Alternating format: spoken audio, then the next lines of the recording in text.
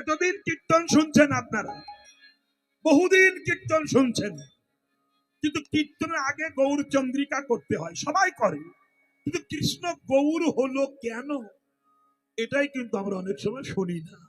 কেন হলো, কি কারণে হলো, আজ আমি সেগুলো বিস্তারিত করে বলবো। শুধু কীর্তন আরম্ভের প্রারম্ভে গৌরাঙ্গ না হলে যে কীর্তনের জন্মই হতো না, তার নাম আমরা করি না। শুধু রাধা কৃষ্ণ জয় রাধে, ওরে বাপরে, কেন জয় গৌর বলতে পারো না, জয় নিতাই বলতে পারো না? বিদেশিরা এসে পশ্চিম বাংলায় হরি নাম করে যাচ্ছে, আর আমরা ওরে বাপরে জয় রাধে, কি ভক্ত, কেন জয় নিতাই বলতে পারো না? জাত মারে যাই কি জাত যাবে, তা তো নয়, আমরা বলি না। নিতাই গৌর যদি না থাকতো, রাধা কৃষ্ণকে চেনা যেত না। হরি বল, হরি বল। আপনারা যে বৃন্দাবনে একদিন ঘুরতে যেয়ে বাড়ি এসে বলেন জয় রাধে, যদি গৌর না থাকতো ওই বৃন্দাবনটাও প্রকাটিত হতো না, জানতেন না। তাহলে গৌরকে আরো কে কে আনলো, সেই বিষয়ে আমি আর একটু বলছি, শুনুন। যখন পৃথিবীর দুর্দশা দেখলেন কৃষ্ণ চলে যাওয়ার পরে, তখন ভগবানের কাছে বৈকুণ্ঠ ধামে আর চারজন গিয়েছিল। ব্রহ্মার চতুঃসন্তান, চতুষ্ষণ, সনক সনাতন আদি। একটুখানি শুনবেন। যখন গেলেন, যে দাঁড়ালেন, জয় গৌর হয়ে যে জয় প্রভু দয়াময়, ঊর্ধ্বরেতা চতুষ্ষণ উলঙ্গ হয়ে যে দাঁড়িয়েছে, আর ওই বৈকুণ্ঠে দাঁড়িয়ে ছিল জয় বিজয়। এই চারজনকে সম্মান দেয়নি। হ্যাঁ, কারা তোমরা? ল্যাংট হয়ে এসেছে বৈকুণ্ঠে, বেরিয়ে যাও, ওঠো। খুব সম্মানে আঘাত করেছিল। চতুষ্ষন্ত ঋষি অভিসম্পাদ করলো, জয় বিজয়, এত বলে স্পর্ধা, তুই আমাদেরকে অপমান করলি, তোরা দুজনা যা, অভিসম্পাদ করলাম, তোরা মরতে যে অসুর হয়ে জন্মগ্রহণ করবি। ব্যাস, এবার জয় বিজয় পায়ে লুটিয়ে পড়েছে, হে ঋষিবর, আমরা চিনতে পারিনি আপনাদের, আমাদের ক্ষমা করে দিন। স্বয়ং বিষ্ণু এসেছে চতুষ্ষণের কাছে, স্বয়ং ভগবান চলে এসেছে, এসে বলছে, হে চতুষ্ষণ, ওরা তো বোঝে না, অবুঝ, ভুল করেছে, ওদেরকে ক্ষমা করে দাও। বলল, প্রভু, যখন বলেছি অসুর হবে, অসুর হবেই, ইহাতে সন্দেহ নাই, তবে শুনুন, ওদেরকে উদ্ধার করবার জন্য, অসুরকে উদ্ধার করবার জন্য বারবার আপনাকেও মর্ত্যধামে যেতে হবে। কেন ভগবান আসছেন, তার তো আসার দরকার ছিল না। এই পয়েন্টটা তৈরি হয়েছে, এই প্রেক্ষাপটটা তৈরি হয়েছে। দেখুন কেন আসবেন, তাই বললেন যে তোমারও যেতে হবে। তাহলে কি হবে শুনে নাও, তোমরা দুই ভাই, প্রথম হবে হিরণ্যক্ষ আর হিরণ্যকশিপু, দ্বিতীয় জন্ম হবে রাবণ আর কুম্ভকর্ণ, তৃতীয় জন্ম হবে কে, শিশুপাল আর দন্তবক্র। তিনবার তোমরা আসবে, আর একবার যেতে হবে। এই তিনবারে হিরণ্যক্ষ, হিরণ্যকশিপু জয় বিজয়, হিরণ্যক্ষ ভীষণ অসুর হয়ে জন্মগ্রহণ করলেন, সারা পৃথিবীকে নিয়ে পাতালে চলে গেলেন। ভগবান বরাহ রূপ ধারণ করলেন। বরাহ বোঝেন তো, বলুন তো কি? বরাহ মানে ছাগল, শুকর, শুয়োর, সুর। বরাহ রূপ ধারণ করেছে, করে ভিতরে ঢুকে হিরণ্যক্ষকে বধ করে পৃথিবীকে উদ্ধার করেছেন। এইবার আর একজন আছে, প্রহ্লাদের বাবা, কি নাম বললাম? হিরণ্যকশিপু, তাই তো? তাই হিরণ্যকশিপুর রসে জন্ম গ্রহণ করেছেন ভক্ত প্রহ্লাদ। ছোটবেলা থেকেই সে কৃষ্ণ ছাড়া কিছু জানে না, তাই তার বাবা সান্ডবার কাছে, শুক্রাচার্যের দুই ছেলের কাছে পড়াশোনা করতে দিয়েছিল। যোকে পড়াও, এমন পড়াও যেন বিষ্ণু বিদ্বেষী হয়ে যায়। কিন্তু প্রহ্লাদ পড়তে গিয়ে গয় দেখলেন কৃষ্ণ, ক্ষয় দেখছেন কৃষ্ণ খেলা করছে, গয় দেখছেন কৃষ্ণ গড়াগড়ি যাচ্ছে। আশ্চর্য ব্যাপার, উহাই দেখছেন উচ্চস্বরে কৃষ্ণ কৃষ্ণ রাধা রাধা বলছে, ও আর অন্য কিছু দেখে না।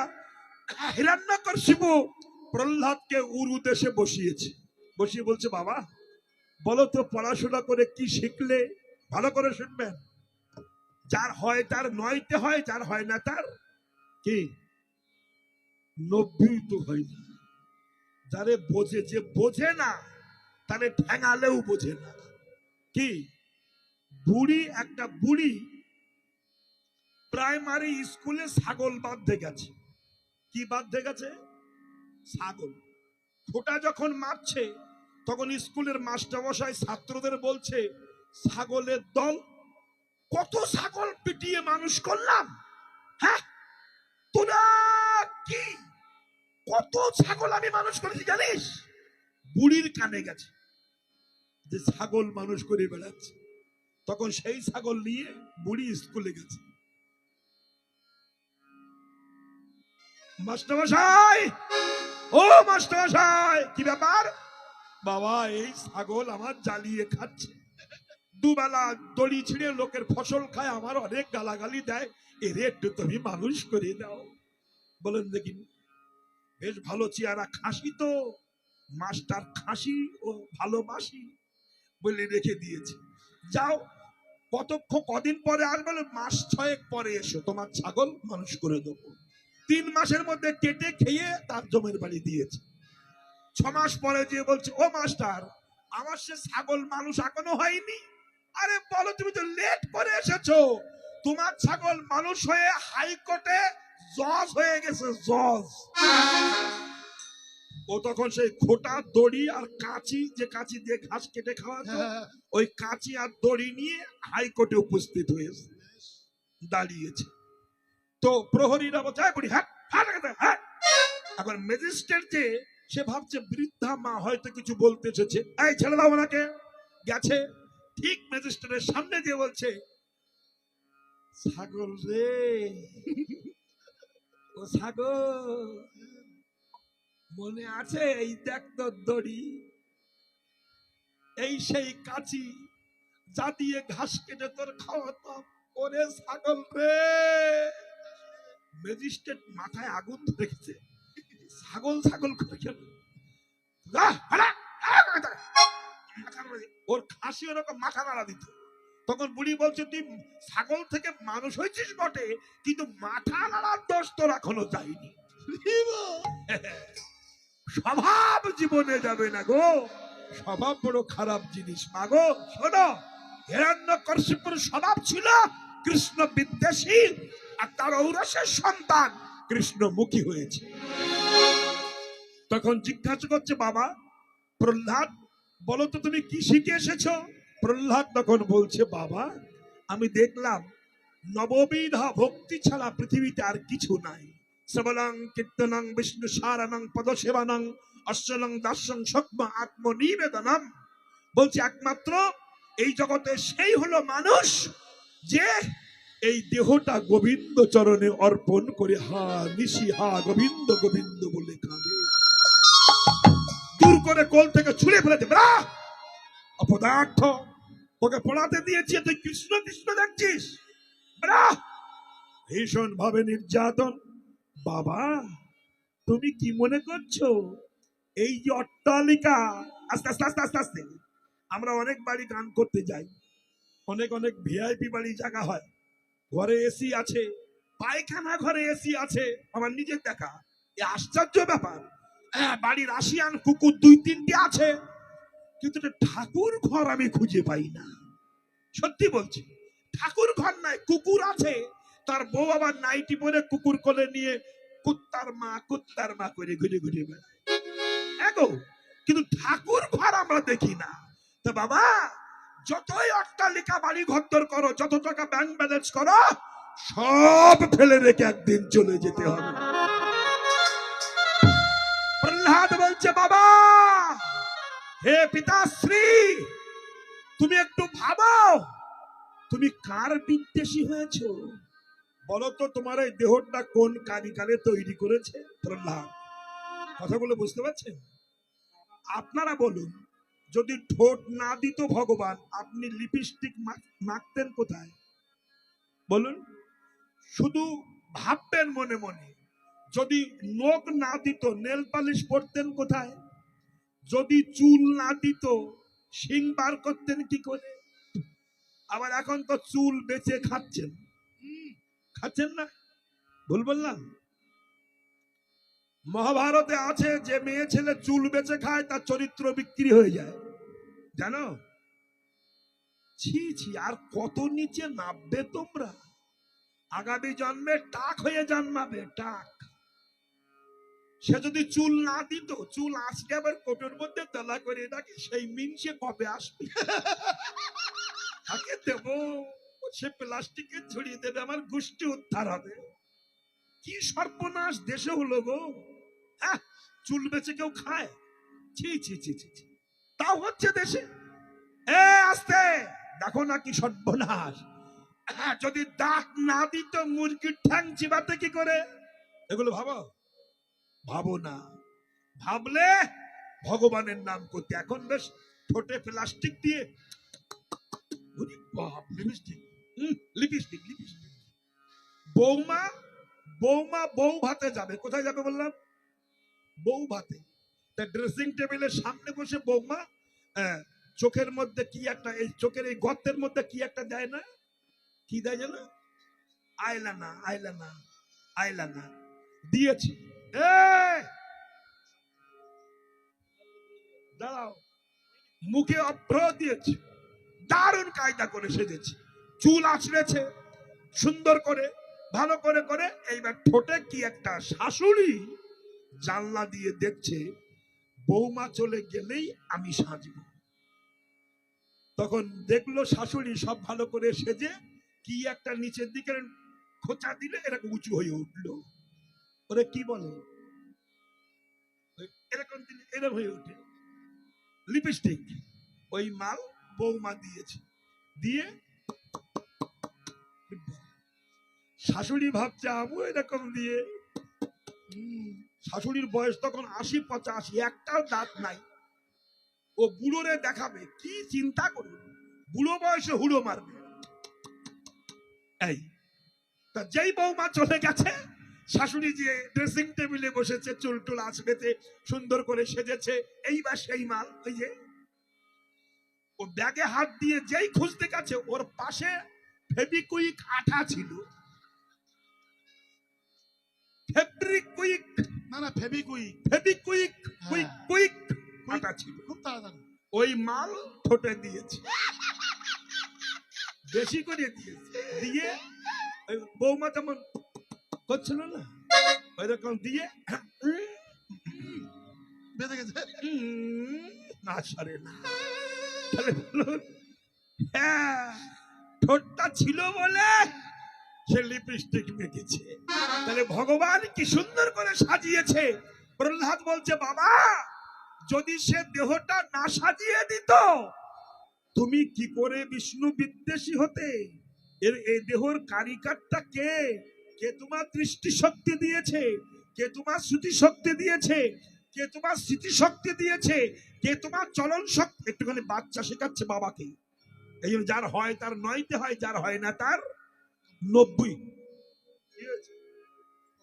তার ৯০তেও হয় না, যার হয় ৯তে হয়। ছেলে শেখাচ্ছে বাবাকে, বাবা তুমি বলো, তুমি দাঁত দিয়ে খাবে, তার চিবানোর জন্য দাঁত দিয়েছে, সেটা ভিতরে ঢুকবে, হজম হবে, পাকস্থলী দিয়েছে। তুমি একটু ভাবতে পারো, কিডনি দিয়েছে, হার্ট দিয়েছে, ফুসফুস দিয়েছে, কি না দিয়েছে। এত সুন্দর করে বডিটা সাজিয়ে কি অপূর্ব ভাবে কারিগরি করে ছেড়ে দিয়েছে, আর তার বেঈমানি করছো, বিশ্বাসঘাতকতা করছো। তোমার লজ্জা করে না? ছোট্ট বাচ্চা ছেলে আস্তে আস্তে বিবেক হচ্ছে। হ্যাঁ, তোর ভগবান থাকে কোথায়? বলে সর্বত্র ক্ষিতি অবতেজ মরুত বোম, সব জায়গায় থাকে।